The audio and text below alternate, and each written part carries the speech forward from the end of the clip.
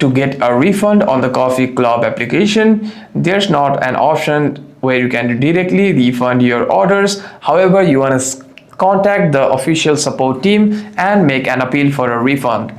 And to do that, you want to go to your Safari, and here on the search bar, simply tap and search for the Coffee Club Contact Us. After that, you want to scroll down and you want to tap on the official Coffee Club websites. After that, you'll be able to see all the contact options over here. If you want to contact through your phone number, you can do that here as well. However, if you want to send an email, you'll be able to see the official email address over here as well.